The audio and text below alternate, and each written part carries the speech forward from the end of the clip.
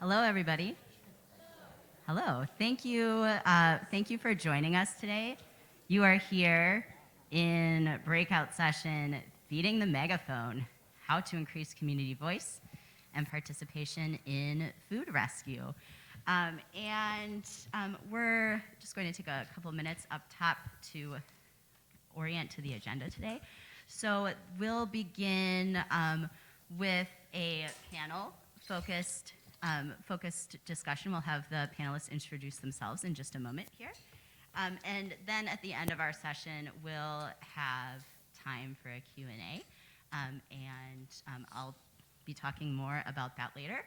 But before we begin the conversation, realizing that some people in the room are familiar with the charitable food recovery landscape and maybe some people are not, I'm going to begin just situating us within the landscape that the three panelists are going to be talking about today. So for folks who are unfamiliar, we in the charitable food space have really since the 1980s been working in a space that has seen the growth and proliferation of charitable food primarily through food banking. And this has happened in correlation with many challenges and degradations over time to fair and sustainable wages, to labor rights, to policy that protects the basic needs and rights of poor and working people. And while many of those protections have degraded, something has remained, and that's charitable food, again, primarily through food banking. And that wasn't really the intention from the outset of food banking and charitable food was not that it would become this permanent fixture that it's become in American life. But that is kind of exactly where we're at right now in 2023. Also, part of the fabric of that fixture of our lives is that charitable food by default is run by people who do not have a really prevalent experience with hunger. And so what's the outcome of that? We have a system in which there's this permanent secondary food system, charitable food system for poor and working people, poor and working low-income people, while many other people enjoy a choice food system where we can go to the grocery store or another chosen mean of procuring food and get, as we've already talked about, in the food recovery landscape, basically whatever we want, whenever we want it, in abundance and color.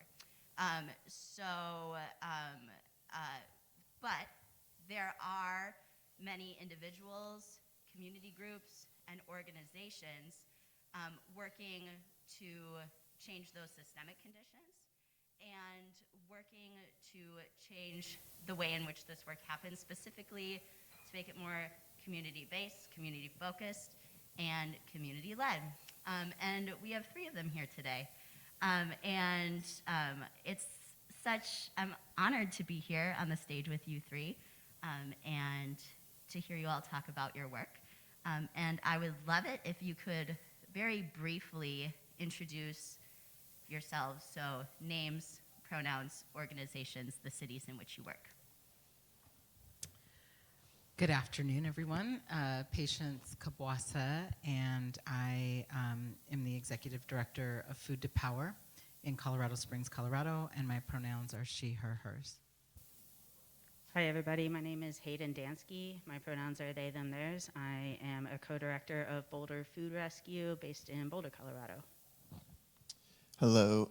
Hello, everyone. My name is Yvonne Jimenez. I'm originally from Puerto Rico, and I currently live in Jackson, Wyoming, where I am the Senior Program Manager for Whole Food Rescue. and I use he, him, él pronouns. Thank you, everyone. Again, so nice to be here with you today, an honor. So I would love if each of you would be willing to situate the audience to your work. So if you could, what we on the panel have called like the transformation journey of our organizations a few times, I would love to hear where your organization started in terms of community-led work, and really like where you are today and what that journey has looked like for each of your organizations. And before we begin, just to situate what we're talking about when we say community-led work, really the ultimate goal of that idea is that individuals and communities are in charge of their own food systems. And really the spaces in which we're working in right now are nonprofit spaces, right? But the idea is much bigger than that. The mechanisms that we're talking about may be on the ground work through food distribution. They may be focused on decision making, direction setting, leadership, governance, employment, and other meaningful forms of compensation. And you'll hear more about all of that from the panelists themselves.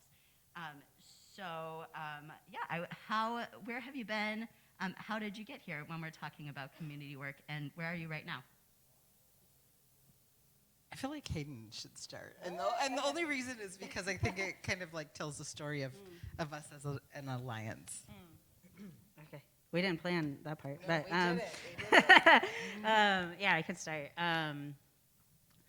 And just to, I guess, name something Patience just named that we also didn't think about sharing, but we should share, is that we know each other. We're a part of a network called the Food Rescue Alliance, and it's a network of grassroots community-led food organizations, and we're all in different journeys, different models, different scales, different years we've been around, but we learn from one another and teach one another how to like get to the places we want to go, and then coalesce and build movements together. And so the dream is big. So that's a side note, and a plug if anybody else wants to get involved.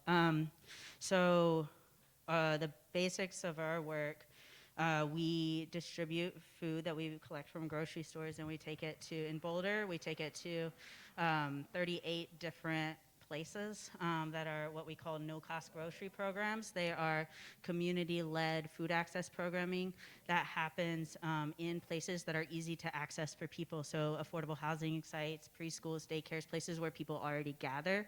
So to eliminate barriers to going out and accessing that food, right? You take it to where people are, and then they have power and autonomy over how those programs are run. So it's distributed by people who know each other within the community, as opposed to an outside entity of nonprofit staff who have power over an essential resource they need to survive, right? And so it's a shift on that traditional charitable food system, with those who have give to those who don't, and you flip that system.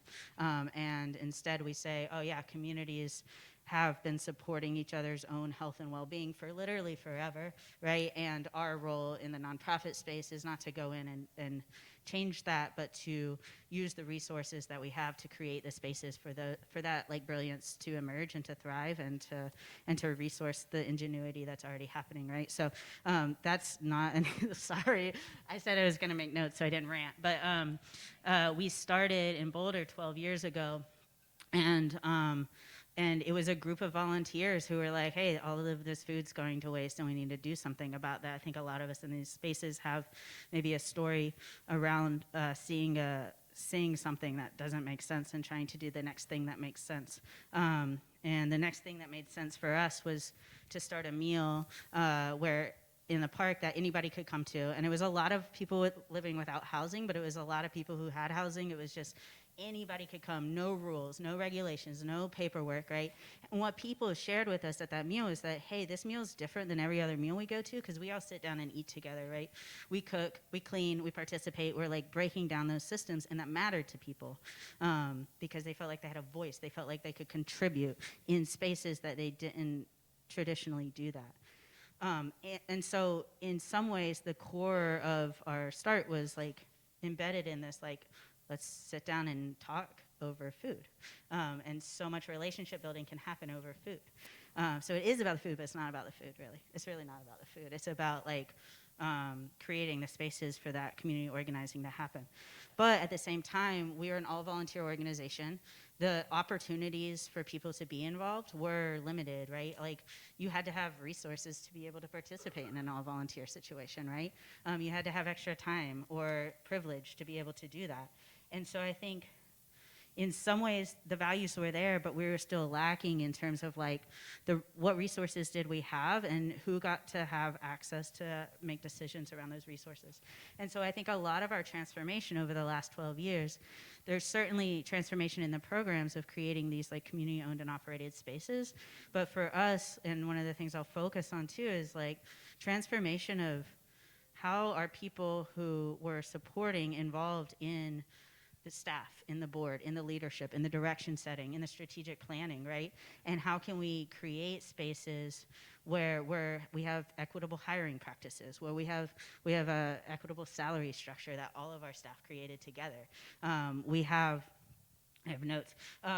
We have what we call like democratizing leadership, shared decision-making structures, ways for people. I think one of the places in the nonprofit space that I see happen is people try to increase diversity, but they don't always increase systems of inclusion and systems of belonging.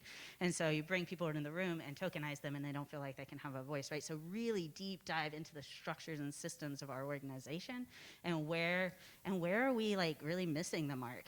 What are the ways in which white dominant culture, right, shows up in our work, and how can we like uncover and scratch that and change that and do that in a systematic way with people and change the structure so people feel like they belong. So we do that in the programs, in the staff, and on the board, and now in our strategic planning too. And I have to stop. Thank you for cutting me off. If any of those like words I said felt of interest, just come talk to me. I'm gonna need you to do that. Thank you so much, Hayden. I just like felt like that was gonna really beautifully frame the work that we're doing in Colorado Springs. So as Hayden just explained, Colorado Springs Food Rescue, which was our previous name before Food to Power, really started with, I would say, the mentorship and the peer relationship that we, our founder had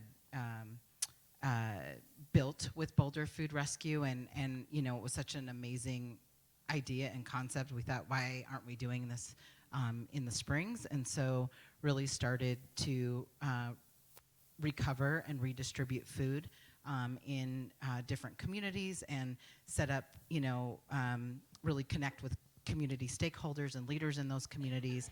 And, you know, they determine the time, they set, they galvanize their volunteer base, and this way we're able to redistribute food within an hour, and we don't really have much inventory.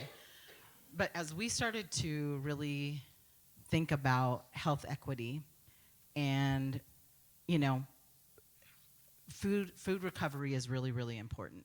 And because the truth of the matter is that it is the heavy lift. People are showing up to food banks all across the country in some form or fashion, and they're needing food because it is a way of life, as Lindsay had framed for us. And so, but it's not systems change, right? It's not addressing why people are in the free food line in the first place. And so we started to think about how do we, with this community voice leadership model, you know, our staff starting to look more like the community who's actually being served in grocery program. Like, what does it mean to really try to do systems change work? And I think for us, just so many things, just feel so much gratitude, because I feel like as we really set that intention and that direction, so many things just began to line up for us. We were donated 3.5 acres of land in a historic Black neighborhood, a neighborhood that is, you know, a community that I had been like was a church or congregate member of a church for many years, and so it felt like really a home place. And as we put a grocery program, you know, in that community, or we had met with community stakeholders and decided that we were going to have, or, you know, just everything was right for the grocery program to be there. And with this donation of land, we were really able to start to think through what it would look like to have a neighborhood food center, and what are the components of that neighborhood food center. And so I'm so grateful after many years of capital campaign fundraising and really just organizing in community around this food center, we built a 3,500 square foot building, and we're actively farming on about 1.5 acres of land. So what our programming looks like now is that we do have no-cost grocery program 2 days a week in our facility, and we also support 11 no-cost grocery programs else in the city, in the quadrant of the city that is experiencing life expectancy differences of about a generation. And then we have, education or skill sharing, whatever you want to call it, but just like peer learning, a youth internship where high school students are learning everything from seed time and harvest. They're organizing in their community using food as a vehicle. They are, learning how to compost and collect food scraps, and they're getting time and able to grow on the farm, and they're also cooking together, and they do get paid for being able to be in this internship over 8 weeks in the summer. And we've partnered with a college, and they're getting their skill sharing around sociological research, and they're learning they're coming up with ideas and having the support to kind of actualize those ideas, and kind of gaining skills that will just are seeds for long time in the future, depending on just wealth building skills, because that's really important to us as an organization. And then our production pillar is we're growing food. We have a compost operation where we pick up food scraps on a membership basis. It is on sliding scale, so it is a revenue generator for us as well, but we're able to participate in creating compost for our farm, and eventually, when we get our recipe right, look at how we can distribute that to the community, which leads us also to policy, right? Like, the food systems they were designed to be the way that they are, and who has access to food and who doesn't is absolutely intentional. And so we, really show up for advocacy around things that are intersectional, as far as housing justice and wages, and transportation. And SNAP is important to that too. Again, emergency food system, you got to build the plane while you're flying it, right? All these things need to be happening at the same time. And so with that, we really felt like changing our name really food rescue became, or food recovery, and there are, we acknowledge that there are problems with the word rescue, and I mean, so that is centered first, but it really became a program of what we do, and we felt like Food to Power really captured the breadth of our work, and really just this idea of using food as a vehicle to transform it into power in a variety of ways, whether that's education, whether that's producing food, whether it's advocacy, whether it's livable wages, whether it's access to fresh food. Thank you, Patience. Yeah, I can try and follow up Patience and Hayden.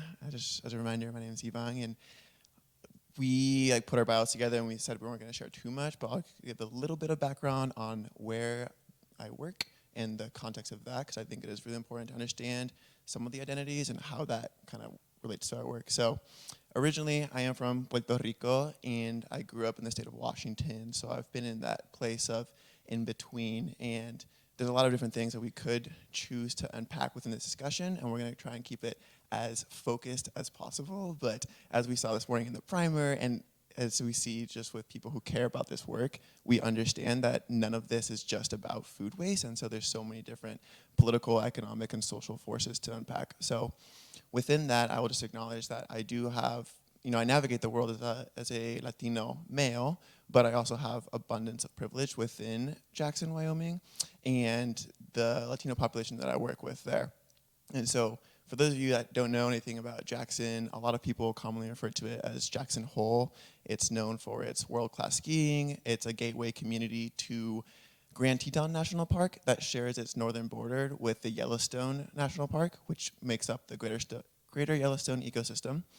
Originally the lands of the Eastern Cheyenne, and Shoshone-Bannock people.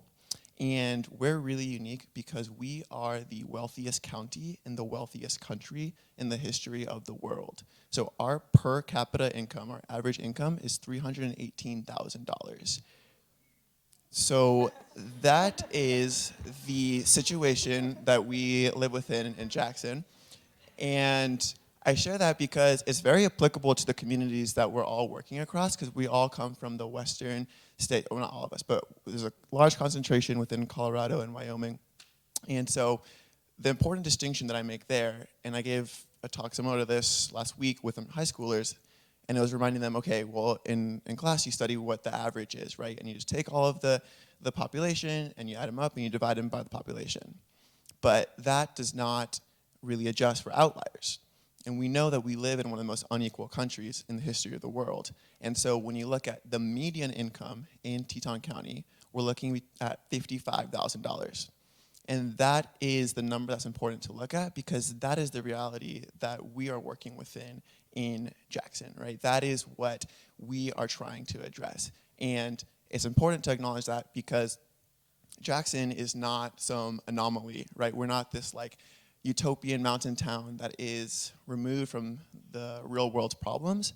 If anything, we're just a microcosm of looking at our country and how our resources are currently distributed. So opening with that, that is the area that we are doing our work within. Whole Food Rescue specifically, I also want to acknowledge that we are pretty young. We are celebrating 10 years this year, and a lot of this work is by no means original work. We are sharing lessons learned, and we're picking up principles and borrowing from peoples that have come before us for generations. So we spoke about it earlier, but communities that had no choice but to be resilient because forces of economics, politics, and society at large forced them to be. Specifically Black, brown, people of color, women-led organizations. And so it's really humbling to be up here giving this work, because by no means am I an expert in this work. I'm coming to this humbly as someone who's been doing it for 3 years and is mostly here to share about like the lessons we've learned as we try to create a more just food distribution system. It's also incredible to be up here with Patience and Hayden, two giants in this field as well, who have been like carving the way for me to be able to come up here and like actually have some idea of how to put this into practice. So what does Whole Food Rescue look like? We are doing about 300,000 pounds in 1 year, and just last year we hit 2 million pounds over our 10-year history. So that was a big milestone for us, and that should hopefully put it into context of like the amount of food we're working within. We work with other groups in the FRA Alliance who work with maybe 2 million pounds of food in 1 year. And so I don't know how they're doing it. 300,000 pounds is a lot for us, but that is what we're working with there. So how did we come to be a community-led organization? Well, Whole Food Rescue started like many nonprofits, which was professional managerial class people who are incredibly dedicated, care a lot, and really have their heart in the right place. But they also come from a place of privilege. And so that inherently creates a power dynamic within that food distribution model. You know, I think Lindsay did a great job of setting us up for the context that we work within, which is looking at emergency food distribution as this Band-Aid that was created in the 80s and institutionalized, and it wasn't supposed to be institutionalized, right? But it was institutionalized in lieu of what? A strong society that has collective care for everyone, people that have their basic needs of housing, food, education, healthcare met. And so recognizing that, Whole Food Rescue, a few years ago, we had the privilege of being a part of the Food Rescue Alliance, and we've had incredible mentors, again, like Patience and Hayden, and we were able to pick up through a direct report that Boulder Food Rescue created that was called A Hand and a Voice. And in it, it talked about why participatory community-led models is important and how to actually implement it. And recognizing that no one community, no two communities are the same, it focuses more on like values and principles and what it can look like in your community, but it lets that community still retain that power over what's that gonna look like. So today we have what's called the Food for the Community program. that's 9 programs that we hold every single week where anyone can come and access no-cost groceries. So it's like a farmer's market with no financial transaction. And so the idea behind the no-cost grocery program model, which again is not original Boulder Food Rescue, we picked it up from many other organizations doing this great work, but essentially it's just reducing barriers that are inherent to traditional food access. Things like language, time, and cost. It's pretty hard to access food if you go to a program and the person working with the food doesn't speak your language. Before Whole Food Rescue hired myself, we had never had a Spanish-speaking employee, and more than 50% of our participants are Spanish-speaking. Time. So making sure that we're choosing times, the community is choosing times that work for them. Most of our programs are in the evening because that's what works out for them. Things like location, where do our participants currently live? And then moving into, okay, that's awesome, but what does it actually look like to transfer the power of this program over to those communities? And that's where we have the coordinator model come in, where our programs are now run by 18 FFC coordinators, and those are folks that come from those communities. They know their neighbors, they know their friends, and they're passionate about reducing food waste, but also cultivating food security within their own community. And so it's not some outsider coming in saying, hey, here's some free food, but it's really breaking down that top-down charity model and moving towards this solidarity model of what does it look like for our communities to take care of themselves, something that they're gonna do regardless of whether or not a nonprofit exists or not. So I'll end right there and we can move on to the next question. Thank you. Thank you so much, Yvonne, Hayden, and Patience for introducing us to your work and where you've been in terms of community-led work and where you are today. We've heard a bit about, when I was preparing for the introduction of this panel, someone asked me, well, okay, like I hear you, but like why is it? I hear you. Like the problem with like charitable food or emergency food is like the plan in the practice is route more and more food to essentially more and more people over time. And he said like I would think that that's a good outcome. Why is that not a good outcome? So in other words. And then also I think it's important to acknowledge, like, I heard Patience speak exactly to that. Like, why do we need like systems change in our food systems, right, and in our emergency food systems. And then like one thing I'm hoping we can put kind of a fine point on is the in between.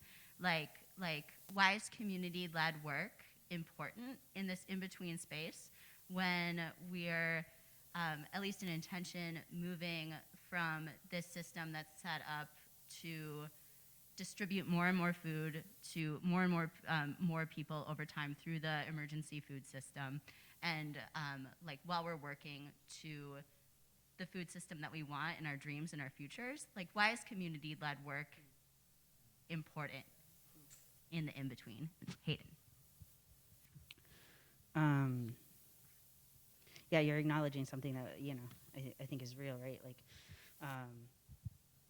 people got to eat, right? And the reason why I'm like, it's not really about the food because it's like, yeah, people got to eat and there's so much that we can do over food.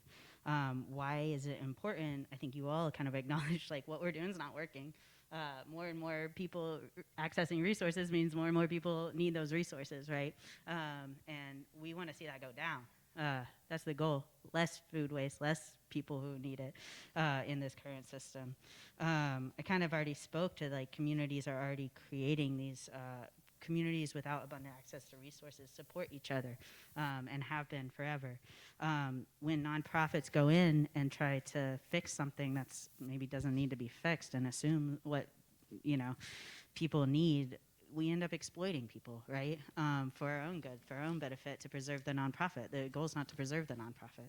So I think that's part of why it's important. When we create programs that involve people who the programs benefit, the programs end up working better. So it's not even just like, okay, it's about dignity and respect, for sure, right? It's about involving people in their own like solutions, and that's really important. And we talk about physical health a lot. We distribute produce primarily, but there's also mental, emotional, spiritual health that we have to talk about, right? And when people feel like they can belong and that their voice matters and isn't just like I filled out a survey and then it went somewhere and no one ever followed up with me, like that actually creates more mental health, which is a whole other, we could talk about that all day. But yeah, the programs work better for people too, right? I think unfortunately what happens is we come in, we as, I don't know, people who have the resources to do this, and think, oh, how are we going to fix the food waste problem? And we turn to efficiency and scale. But we're using efficiency and scale to replace relationships. And that is not like the solution. What like we end up seeing happening in the communities is like, great, an app scaled somewhere, but they end up distributing food that community doesn't want or need. And then it's going to go to waste. And then you put more like a ton of resources into trying to solve this issue that is already a waste on a ton of resources. And it ends up hurting relationships and just like using more resources. So that's another reason we actually create programs that work for people, and that should be a part of the goals. And it's also like, yes, it's about dignity and respect, but it's also about resiliency. These programs work, and they've been working for a long time. And to give a short example, when the pandemic hit in Boulder, like the institution, could be everywhere, institutions crumbled, right? Things were really hard. And what we saw was that the programs that communities had been operating for the last 8 years were resilient. They were the only people getting fruits and vegetables to the neighbors of people, to the doors of people who weren't leaving their homes, right? And so while we saw those institutions crumbled, it was like these community-led pieces that were actually the ones that were flourishing. And then lastly, like I guess to name a point that Patience already named is like the goal is systems change, right? When we can organize with communities, we can actually advance those root causes. And whatever sector we're in, whether it's food waste, food security, technology, government, nonprofit, and whatever solutions we have, which is like there's a lot of potential solutions around some of this stuff. I don't think we're gonna get there unless we involve the people whose communities we're trying to work with. And specifically, I want to name, like, I think that there needs to be a return of land and wages and labor to people. You also mentioned land access before, like to people who have had land and labor forcefully taken to them, right? And involve those people in their own solutions. So I would say it's cross-sectoral. Everyone needs to do it. It doesn't matter where you are. And we're talking about, like, we've had years long of transformation, right, that we're kind of sharing up here. But we all start from where we are, and I think we can all do that, whether it's internally with our own programs, with our own staff. There's lots of different places to start, and I'll stop. And thank you for acknowledging that. That is a good moment for this question, right? Because there is a moment where we can like do something different, right? Like this is the space in which we're operating. There's a moment. There's always an entry point and a moment that we can do something different, and then there's always a way to deepen our practice. Patience, I'm wondering if you can talk about, Hayden said this is like across sectors. What are the spaces in which you see an opportunity for more community-led work in our food recovery sector and in other adjacent sectors? And until those opportunities are met, what are the impacts of those opportunities going unmet? So, I mean, those who are most marginalized bear the brunt of the consequences, whether they're environmental, whether it's economic disparity or mobility, whether it is health disparity, which is just like capitalism showing up in folks' bodies. And I think, and until we make an intentional effort to really drive resources to those folks and uplift in a way that allows also the wisdom of those people so that they can be fully available to be participatory in the solutions and really rely on indigenous and Black people of color wisdom, we will continue to see this divide continue show up, and it's destroying us. We're literally, it's a crisis.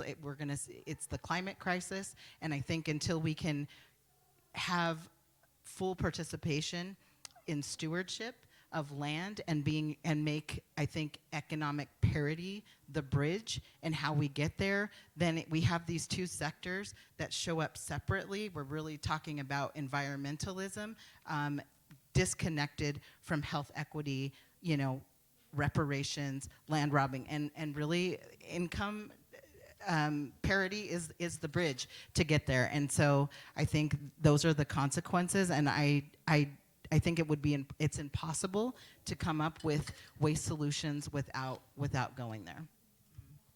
Thank you, Patience. Acknowledging the snaps in the room, a lot of support for what you just said. So we're at the moment of the possibility. Hayden and Patience, you alluded to that.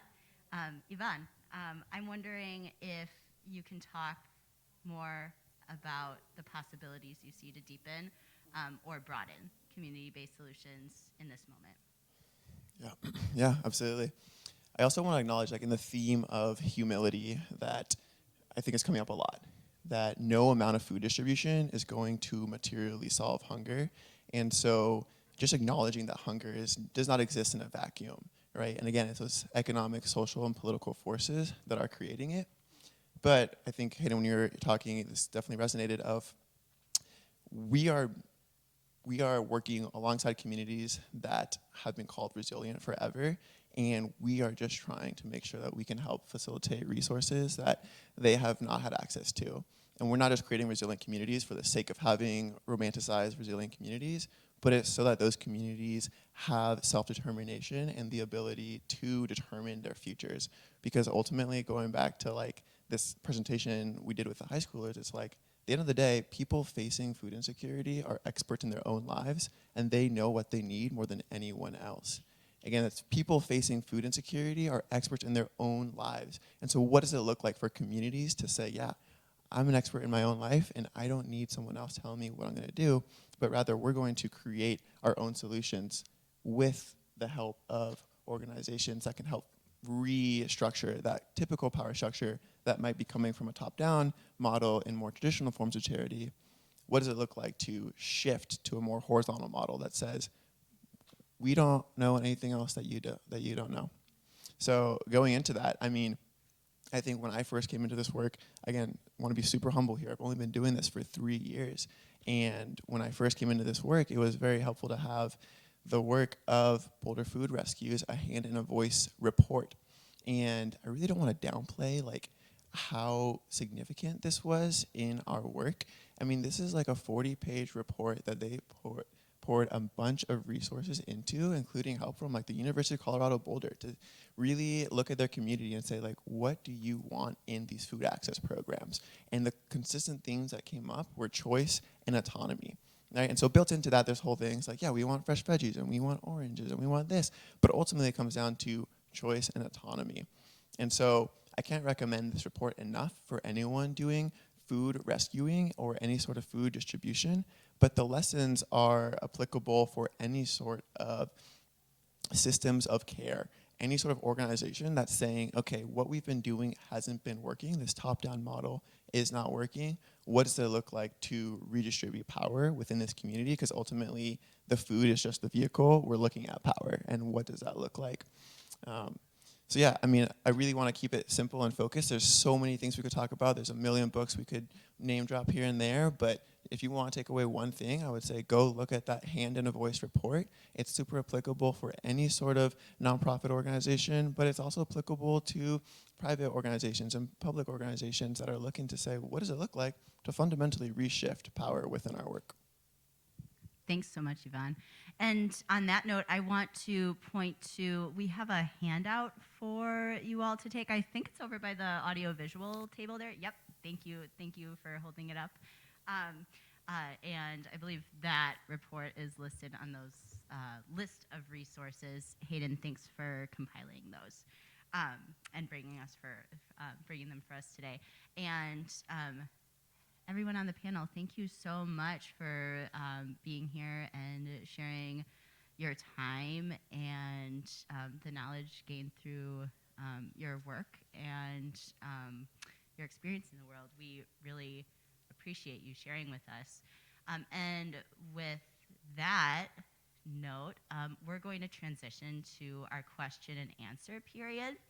And also, out of respect and appreciation for the time of the panelists, I'm going to underline the question part of the question and answer. So I apologize for being didactic if I'm being didactic, but if before you ask a question, if you can ask yourself, is my question a question that these individuals can answer? If you go to a lot of conferences, I think you know what I'm talking about. Is my question a question and that these individuals can answer? And if you want to make a comment or talk about your own work, there are the networking periods, and I think one is immediately after this session. So we have a Q&A microphone here with Lily. Please speak your question. Please raise your hand. Wait for Lily to give you the microphone. Lily's going to give you the microphone. Please speak your question clearly into the microphone. And these wonderful individuals will give you a response. Thank you so much. Oh, and if you can please, if you don't mind introducing yourself. Hi, hopefully you can hear me. My name is Kendall.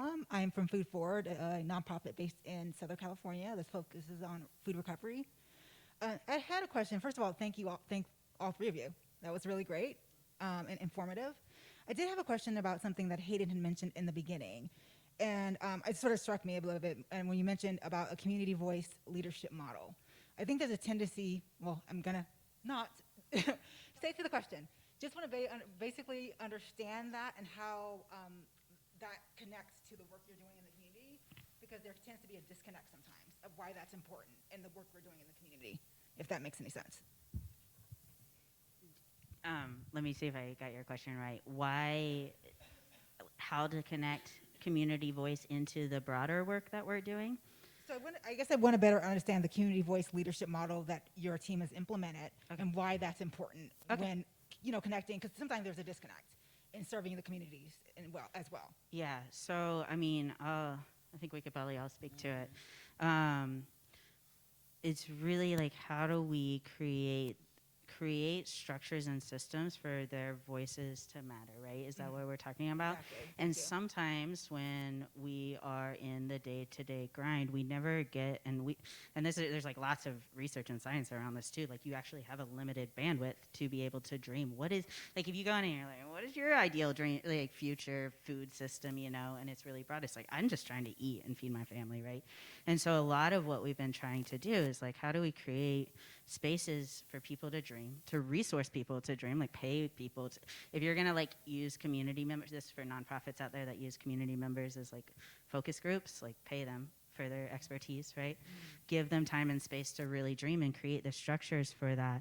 And the way that we end up doing it is like I mentioned we hire people in the community, like more than half of our staff are former current participants, and definitely like way majority is like folks who have identities that are similar to the communities that we serve, right? To get to Yvonne's point of like, it matters when somebody working at the nonprofit speaks your languages and has similar cultural identities as you. And so bringing them on into the staff, bringing them on into the board, and in our strategic planning. So if we set out, we just did a 2-year strategic planning process, instead of us as an organization getting feedback and then saying, what should we do? We have participants in every single room making with the same direction setting and decision-making power as staff and board, right? So then we're creating together of like, what is our dream? What do you need in the community? And how are we going to get there with the resources that we have, which are somewhat limited resources, but we can at least co-dream together so people know this is the direction we're heading. Here's the constraints that we're working in, and we can do this like shared kind of responsibility together. And why is it important? Why is the disconnect? I think I tried to speak to that a little bit of like, this is what actually works for people, right? I don't know if I answered your question, but maybe y'all could speak to it more. Yeah, I want to preface this by we're in Colorado Springs, so organizing looks different for us. Our Black population is at about 6%. Our Latin population is at about 14%, and pretty much predominantly all in one quadrant of the city. So multi-class, multi-racial organizing, where we are is what we do. But very simply put, what does your board and the staff of your organization look like? And to Hayden's point, I think giving that space for dreaming, for peer learning, for leadership opportunities, all of that are how you include the voices of those who are affected, actually creating solutions with what we have to work with. Thank you. I'll be quick with my follow up there. Also, just paying people for whenever they give you their time. So whether you're asking them to be on your board, whether you're asking them to be involved in a community feedback model, paying everyone, even if it's an hour of their time. Yeah, thank you so much for your time. And not asking if they want to be paid, but just saying a part of this is that you will receive compensation, and you can choose to deny that, but this is an option. And yeah, we do the same thing for all our coordinators for every shift that they execute. Thank you. Thank you. Thank you, panelists. Some more hands. That's kind of, I'll just ask the question. And so I work for the state of Washington, and I understand we have inherently patriarchal systems, and we have these path-dependent constraints. But I would love to hear from each of you, what can maybe a local, county, or state government do to support your work within the system that we are in?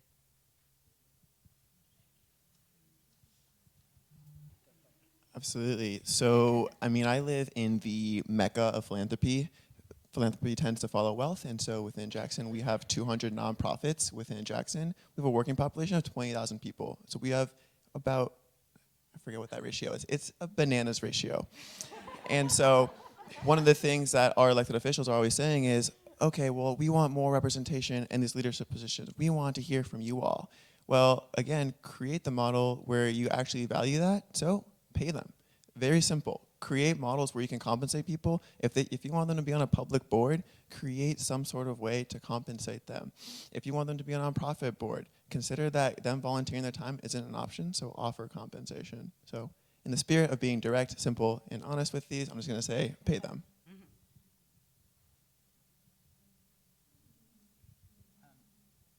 was a question right here on the third row to the second. Yeah. Thank you. Good morning, everyone, or afternoon, sorry. Kind of piggybacking off that same question with getting government and the funders support, because a lot of times it's very paternalistic in terms of what they feel like they want to do and want to see you do with their money.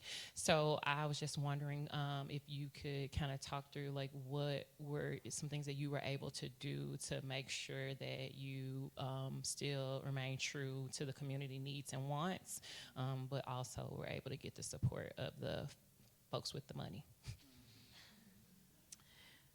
That's a great question. So I think for us, before we built the Hillside Hub, which is the name of our farm,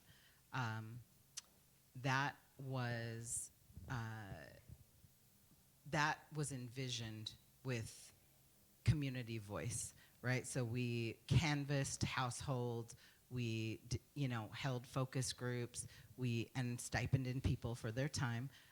We did surveys at No Cost Grocery Program. We really sought community voice and asked folks what they wanted, and overwhelmingly people wanted to access fresh food in their community. The community in which we built the hub, 7-Eleven is their grocery store, right? And so you think about diet-related, you think, yes, you're eating at 7-Eleven, you're gonna get diabetes. It's just basic math, right?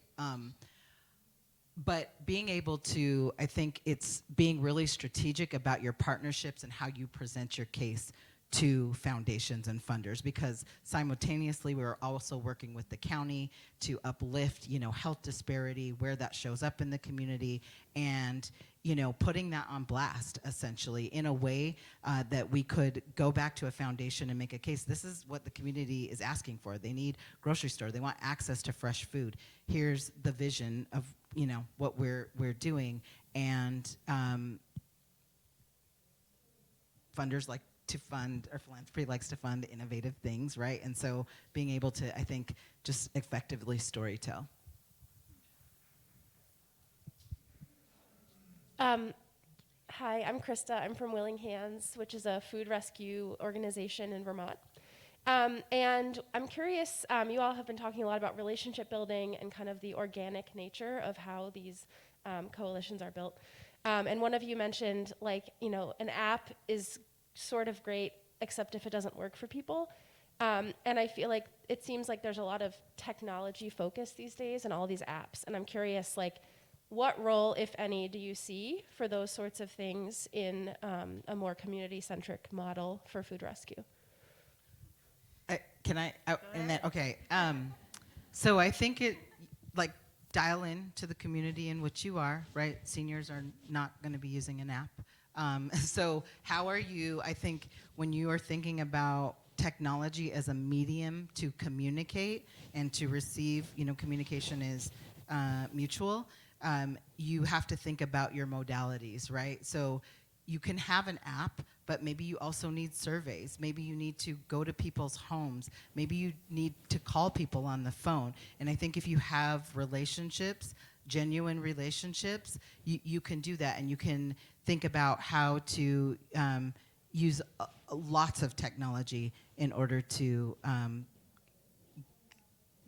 gather what you need to be able to inform your programming. And I'll just to add on to that too, we've actually collectively built an app, right? Because our logistics organization. I mean, we're decentralized. We go straight to communities. We don't even have a hub, right? So it's a lot of logistics.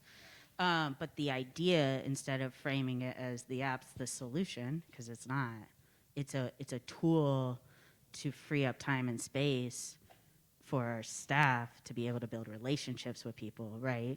And so it's like getting out of this, technology is going to save us. And it's no, technology has a place there's a role, right? It could certainly help us, with our data, with our logistics, with our decision making. And the idea is that it's not going to replace relationships. Got our five minute mark, so we definitely have time for this question right here. And I'm going to let us run out the clock potentially on this question.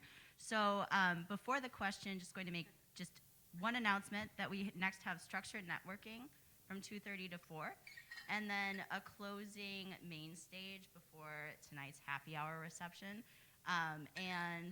Again, going to make another plug for the printed resource guide in the back of the room.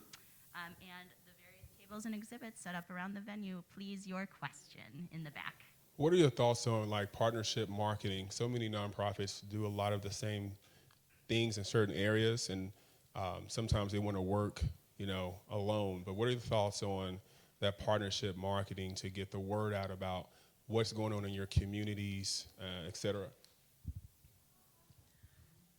I think it's so important to, I think if you're really trying to think about impact, you have to collaborate with other organizations and really think through, so we're not overlapping, but how do we work together? One of the things that we're doing in the Springs is we have a kind of resident-driven, but also we have different stakeholders, nonprofits, or whatever. We have a community of practice that we hold in our organization. We have a community of practice, so it's every organization who is doing similar work or trying to approach work from a different intersection. We kind of meet monthly, and we talk about what each other is doing. We talk about any resources we can share, how we can get the information out to the community, or maybe partner on things so that we're all staying in relationship with one another, and then also we participate in as forming coalition. We call it Southeast Food Policy Council, right? So it's residents who are in different, they're a part of the quadrant of the city that I talked about, but maybe they're not in the Hillside neighborhood, but they're adjacent to the Hillside neighborhood. We're really talking about like how do we, help community fridges pop up, or little pantries, or whatever those neighbors decide, or work on policy, how we can all organize in our different communities so that we're sharing our resources, our knowledge, our wisdom, and also being able to organize whatever needs to be organized on the ground.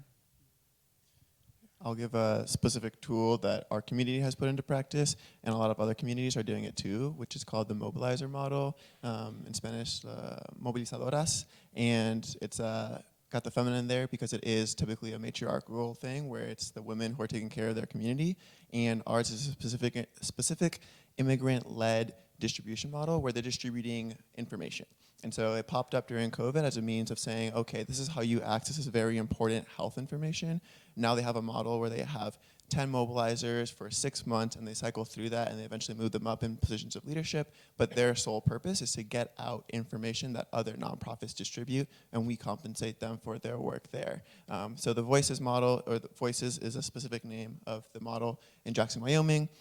We've worked with one before that is down in the Tahoe area in California. So we know that it exists in multiple communities, and that's something that I would totally, that's like its own organization that needs to sort of create its own infrastructure, but that's one way of sharing information there. And Lindsay, we had one more question. I feel like it's 2 minutes left. Yeah, I feel like we have time for, we have 1 minute left. We have time for a 1 minute's length question. Do we have a 1 minute's length question? Yes. Okay, great. For the things that are out of scope of your organization, like universal basic income or building that grocery store that people are asking, how do you sort of move beyond your organizations to get what communities need? Policy coalition. Yeah, and Policy Coalition was going to be also another answer to your question, right? Like, Policy Coalition is a huge one. We have one of those going on. Also the funding question, right? Like, but continuing to put it out there and tell that story. And like, you all dreamed up the Hillside Hub for years before you had it, right? And so it is possible if you set that vision and then just keep mobilizing people and working with other organizations. I think to the other point of like, what is our niche and what are we unique to do based on where we're situated in this food landscape, and valuing all these other organizations are really unique in their own ways, and getting out of that like scarcity mindset, which is hard because we're often operating in scarcity, right? But really like, actually there's an abundance of creativity. And so, yeah, policy coalitions, yeah. And Yvonne? I'll say simply just creating conditions for people to realize that it's okay for them to imagine a different world, and what does that look like, and what does it look like for you to create that?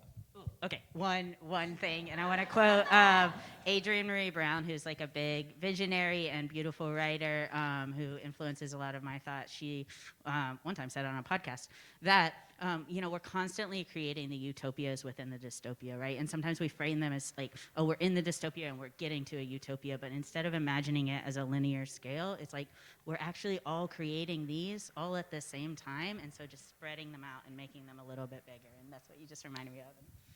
Thank you so much. Hayden, Yvonne, Patience. Thank you to the panelists. Thank you for making your questions questions. We appreciate it. Thank you for being here today.